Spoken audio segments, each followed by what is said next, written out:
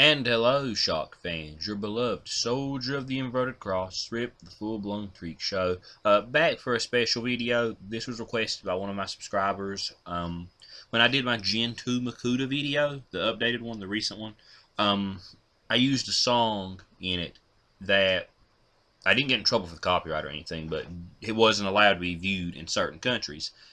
And he had commented and asked, he could, or told me he couldn't see it. So I told him I was going to make another Makuta video. And this is going to be a little bit of a different Makuta video because not only will I be showing the updated Gen 2 as a finale, since we aren't getting any more Bionicle sets, this is going to be every form of Makuta that I've made, basically. This is going to be all of them in one video and me talking about them. So, yeah, this first one is the Maker Makuta. In my own stories, I personally never used this form of Makuta. I've considered ways of writing it in, but as you can see, there's not much to the MOC. It's literally just the Akimu with different colors, a different hammer, and Makuta's Mask of Control on it. That was it. I just made this because it was canon, and it was in the story and whatever, and yeah, there's nothing exciting here, so I just wanted to show it because this is a form of Makuta. And even though I do like it, I'm not a huge fan of him being the size of a Matoran. So, yeah. Let's move on to the good stuff and all the MOCs. So, basically, in my story, it kind of combines Gen 1 and Gen 2. And this is the updated Gen 2 Makuta MOC. I guess you could call it that, with the Mask of Control. And this is his original form in my story. Him and Madanui were basically gods who are demigods, basically the most powerful of their race, that led the Matoran or whatever. And essentially the same thing with Akimu and with Madanui, where Makutas got jealous of how they viewed Madanui as, better, it's more powerful. So Makuta basically took Matoran and villagers and creatures in their kingdom that more so sided with him in the darkness, and raised an army against Madanui and killed him basically. And with that giant hammer that he's got, he then became a mask forger. And the only mask he forged was the Mask of Shadows, which is the Gen 1 mask he wore. And that's kind of how I wrote both generations in. And basically, in this form, he's kind of like a Megatron-esque build, a gladiator somewhat. He can definitely, hold his own. He's a powerhouse, and he's really got a lot of strength and ability in this form to defend himself, and doesn't really need minions to fight for him. He can clearly jump into a battle with his minions and hold off the Toa. So, I mean, in this form, he was more than a threat to the Toa. So once he takes on his next form, after donning the Mask of Shadows, it really is just a hopeless effort to try to stop him. So let's have a look at his next form. And his next form, which is the Shadow Titan, the more Gen 1-esque one you guys probably are used to seeing, that I've showed off in several of my videos. In this form, basically, in my story, Makuta is just even more of a god than he was before. He doesn't even use weapons. He can just mentally destroy. He basically has all the powers from the old Makuta stories. Like, I forgot how many powers it was they had, but he has all that. Brute strength. He's still a great fighter as he was before in his other body. This time he just has more weight and more power to throw around. And one of the things he loves to do is just stomp things under his feet, which I think I've said before. That's why he has such armored and powerful looking legs.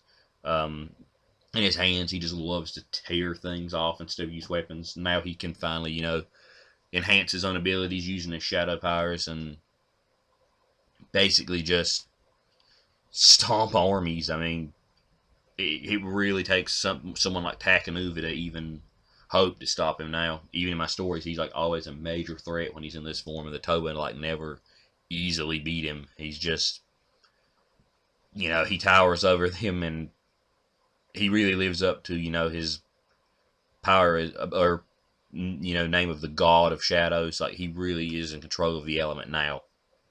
And that's basically, this was the major form I have him take in my story, and there's one final form we'll have him look at, we'll be looking at. So let's go and take a look at that. And here we're having a look at the Cyborg Makuta, which was one I came up with for a future timeline, since Makuta always finds ways to come back and always finds ways to return long after the Toa have passed, or, you know, moved on to the realm of light after their death or whatever. Makuta finds a way to return after a basically, essentially a mad scientist, someone like along the lines of Eggman. It's actually the Nitro, the last mock I've got. Is working on robotics and discovers the Mask of Shadows. And when he puts it on his robot, it morphs the mask into this form, which is just the Onua mask from, it wasn't Fantoka, it was Mystica, the Mystica Onua mask, because I always thought it looked like a Mask of Shadows anyway. And in this form, Makuta's got, you know, the arm blades you see on him and the blades on his hips he can pull off his swords. But he has a lot of internal weapons, like the double daggers that he can form, which really allow him some close range combat. And he can form his other hand into a blaster, fire dark energy. And I think in my story, basically, what Makuta really relishes about this form that he just absolutely loves is the one thing he's never really had. Like, he's always, his speed. Like, he's always been fast, but in this form, he's, like, extremely sleek, extremely agile. The heroes he fights in my story, I don't think this form would hold up against the Toa very well. I mean, I think he could definitely beat them, but if all 6 of the Toa were attacking him, and I don't think he'd be able to beat them, but he's fighting basically revamps of the Hero Factory heroes in this story, so I kind of worked Hero Factory into my stories a bit. And this mode, he just, or this body, the cyborg body, he just has a feel to have just being able to use the jet boosters on his body and the wings to just fly and just use it for quick ways out of battle and zipping around the battlefield and just using the blasters and the swords and just hacking away and wearing down his enemies. Like, he's still a threat in this form. This is probably the weakest of the 3 forms I'd give him, but what he's up against, the Hero Factory guys, he's still, you know, they're way out of their league when they're fighting him. And that's why I love this cyborg body so much for him. It's sleek, it's fast, it's compact, and it still allows Makuta to get out with be able to do the destruction that he wants to do. So, yeah, this one still, I know it's not like a super impressive mock. It's kind of basic, but I just love it for what it is and the concept I went with behind it. So, yeah, let's move on to the final summary, you guys. So here we are, you guys. The final summary, basically. Like I've always said before, Makuta's like my favorite Bionicle character. I love the fact that now that, you know, this year I was able to build all these mocks of Makuta, you know, one for each form of him and for, you know, forms like the Gen 1 that you've seen, you know, the more Gen 2. Just, I love this. I wish we would have got a Gen 2 Makuta set, you know, the final form, because I never bought the parts to do it, or the mask on Shapeways. And I'm going to miss Bionicle, and I hope this, you know, video gave everybody a good look at the Makuta, all the Makutas I did. And just that, you know, whether he's in his Mask Maker form, whether he's in his God form, whether he's in his Shadow Titan form or his cyborg body, Makuta's still a threat and should never be underestimated. And just, you know, I love the way I fleshed out the character in my story. And I'm not trying to brag on my own writing, because I'm not that great of a writer. It just, I really enjoyed like the things I wrote for Makuta, like the lines I gave him. Like, essentially, like, I'm not going to go through everything, but one of the lines he had in my story was one of his minions in my story. He sends a team to recruit Kolta into his army, like the entire skeleton army or whatever, into his forces. Makuta wants them, and he sends Overkill and his team. And one of Overkill's team members is basically says something along the lines of, Makuta, do you really think we can take down an army, just this one team? You think we can take down Kolta and his army?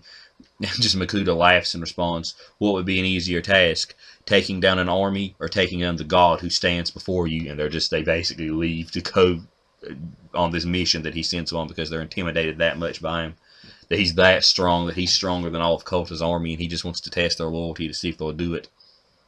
And, you know, just stuff like that. There's like so much things I wrote for Makuta. I really in my story, I fleshed him out, I think, more than I did the Toa. Like, I just love the character, and you could tell in my stories I was totally biased towards him. Even with my MOCs, I went more in depth with the Makutas forms than any other form. And I've really had fun this year doing MOCs, and I'll continue to do slideshows. I don't know if I'll be doing a lot of new MOCs, but I do hope this video made everyone happy and that they enjoyed it. You know, and I really appreciate all the love and all the positive comments and stuff I've gotten over my MOCs. You know, thanks a lot. I'm really going to miss buying Bionicle sets and, you know, building new MOCs, improving, revamping.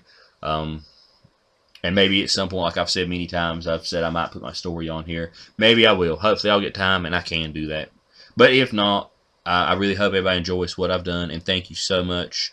And I hope this gives everybody a good look at all the Makuta MOCs. So, until next time, this has been your beloved Soldier of the Inverted Cross, Rip the Full-Blown Freak Show, signing off. Farewell.